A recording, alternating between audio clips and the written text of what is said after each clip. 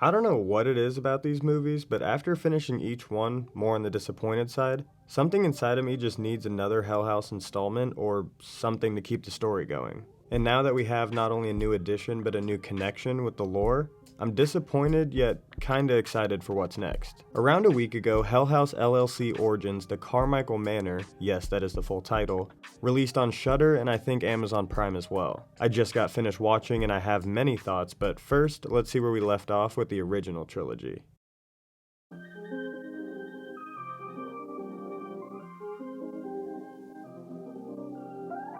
If you haven't seen my previous video from around 9 months ago, link in the description by the way, the first Hell House LLC is one of my favorite found footage films of all time. Created by independent filmmaker Stephen Cognetti, the story starts with the aftermath of the 2009 Abaddon Hotel tragedy in Rockland, New York, where 15 people died during a haunted house attraction, including 4 of the 5 showrunners. The quote-unquote surviving member of the main cast, Sarah, then leads some amateur TV investigators back to the hotel on their own hunt for the truth, which eventually leads to their demise besides one member. This cycle continues as investor, businessman, whatever you want to call it, Russell Wynn, buys the hotel to run another haunted house attraction. As you can imagine, it ends in a very similar, well, actually the ending of the third movie takes a pretty wild turn.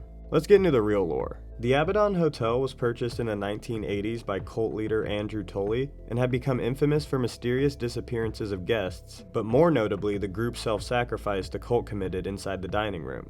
It turns out that Tully, through demonic means, had opened a gate to hell in the basement, and through a deal with the devil was given immortality along with the other cult members. All they had to do was lure people in and sacrifice them in the basement hell portal, or as they call it, the Lake of Fire. So the first movie is a documentary about the 2009 tragedy made by Mitchell Cavanaugh. This movie was scrutinized by the town of Abaddon but loved by many horror and crime enthusiasts, which leads to random internet sleuths going to explore the hotel, giving Tully exactly what they want. Then the second Hell House installment is found footage and TV clips of exactly that, with the ending showing us that the town official denouncing Mitchell's film was actually Andrew Tully all along. Russell Wynn, the jackass who wants to make the new version of the haunted attraction, was given the tapes that eventually compiled into the second film. So in this universe, the second Abaddon Hotel documentary was produced by Wynn and the first by Mitchell. Parallel to the discovery of Wynn being controlled/persuaded by Tully to do all of this in the first place,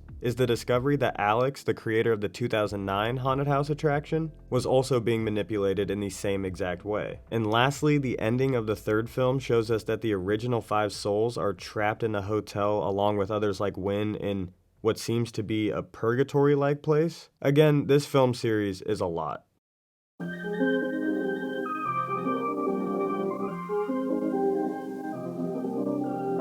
Alright, so the fourth film takes place after all the events of the trilogy as we see the hotel has been burned down after all the tragedies that have taken place. But all of that takes a back seat as from the opening scene we are focused on a new tragedy, the Carmichael Manor. In the late 1980s, this Rockland County estate housed one of the wealthiest families in the area, the Carmichaels. The father Arthur, daughters Margaret and Catherine, the son Patrick, and his wife Eleanor soon would have their nuclear family torn apart. The oldest daughter, Margaret, died in a car crash with her brother Patrick, who survived, and this very obviously took a large toll on the family. And then later that year in October, police found the bodies of Catherine and Eleanor dead in their rooms with no sign of Arthur or Patrick, besides bloodstains in Patrick's bed. It was very obviously believed to be the doing of a grief-stricken Arthur due to there only being one set of footprints at the crime scene, but the case has been left unsolved ever since. And while the house started to get its own treatment of true crime documentation and investigating, it started to gain a reputation for being haunted. Then, because of the location of Rockland County, same place as the Abaddon Hotel, the events of 2009 and on brought the same internet conspiracy flood the hotel got. This time we take focus on amateur documentarian and the most annoying character we've gotten from the series yet, Margot. Wanting to investigate both the unsolved case and the claims of supernatural activity, Margot is taking her internet community with her to the Carmichael Manor alongside her girlfriend and brother. This fourth film is the recovered tapes from the 5 nights they recorded there, along with the tapes from the late 80s recorded by Catherine Carmichael, but we'll get into that in a minute. The movie doesn't take too much time to get into the scares. I mean, these 2 clown figurines honestly might be as scary as the first clown. But without taking into account the low budget factor, the scares in the beginning they feel fresh compared to the last 2 films. Our first real connection to the Hell House story is when Margot and her girlfriend go to a local antique shop that has some artifacts from the Abaddon Hotel. A clock that was previously seen in the dining room that held the group sacrifice has hidden compartments with a strange assortment of pictures and papers, and then a film canister. This is where the movie goes from sequel to prequel as we see Catherine Carmichael filmed home videos before her gruesome death. And yeah, it doesn't really look like it was filmed in the 80s, it's actually kind of off-putting at times, but it's important, I guess. Back to Margot, and she's found the only real big clue in the clock, and that's a picture of the two clowns running a carnival game labeled 1975 West Virginia Fair. And this establishes some sort of connection with the early Abaddon Hotel and the Carmichaels, even though it's still pretty loose. At this point in the movie, this is where we start getting the real scares, and I don't want to spoil those if you do plan on watching it. But the OG scary-ass sad clown is back and better than ever. And this leads to Margot's brother mysteriously disappearing. Back to the tapes from 1989, and we see that Patrick Carmichael became very strange after his older sister's death. Now, I'm not talking just depressed about it. He was keeping her bloody dress from the crime scene and claiming that he met people who can bring her back to life. As Catherine continues to look through her brother's stuff, she finds the sheet music for the piano song that we saw in the first film, the one that inadvertently drew, I think it was Paul or Alex, to the hotel in the first place. And this was also found in the clock by Margot, but overall just a great Easter egg for the fans. I have to give it to him on that one. But now we start to really connect the dots. So Andrew Tolley, a once deeply religious man, was living in Arkansas with his family in the 1960s. From here, the details get lost as all we know is his young daughter tragically died, not sure how, and then he fled to West Virginia after there was a warrant out for his arrest, not sure for what. But here he meets Thomas Rollins and Freddie Perkins at the carnival in Clarksburg, West Virginia, and assumably starts their cult there. From here, the three eventually move to Rockland County, New York in the 1980s, where they buy the Abaddon Hotel for their cult front and start hiring locals, one of which was Patrick Carmichael. After joining the cult, Patrick, now immortal and possessed, was forced to do the bidding of Tolley and bring people to the Lake of Fire, dressed in, you guessed it, the sad clown suit. This clown from all four of the movies is a Carmichael. Oh, and remember how people are drawn to the Lake of Fire since childhood? Well, when Margot was a kid, she used to live in Clarksburg, West Virginia, and very obviously went to the carnival. As she recalls it, a strange man led her away from her parents, but before he could kidnap her, she realized what was happening and got away. This means that Tolley had been abducting people from the fair and she was almost a victim. So when she's finally caught by the clown, her last words of "it's not over" summarize it perfectly. She was always meant to be led to the Lake of Fire.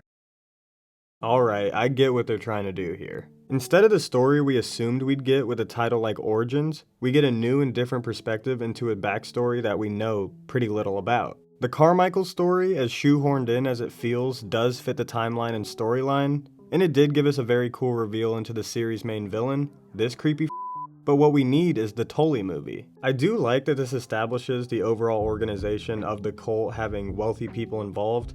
I mean, it was needed for the history, and I guess it runs very similar to the first three movies. It's people affected and manipulated by Tolley with just a couple glimpses into the real story, but it just feels like they're trying to create an even bigger universe when they already have so much to go over. With this movie probably being the second best of the series, it works for different reasons. With the higher budget and new stylistic choices, it shows the routes the creators could take as the story goes on, and it honestly makes more sense to go the more theatrical route with this story so they can get the proper budget for the full Tolley movie. It takes the same formula as the first three, but again, it's very Paranormal Activity-esque. Like, if this came out 10 years ago, it might have made it into some theaters. But because it's taking a lot from its predecessors, like even the Blair Witch sequence in the woods, the story needed to be a lot more focused on the lore, and they did, but just not enough in my opinion. The only way for there to be a better Hell House LLC than the first one is if we see Tolley creating the cult. Maybe him making the deals, we got the fair from the 70s with all three of the clowns, and the cult route always goes wild, so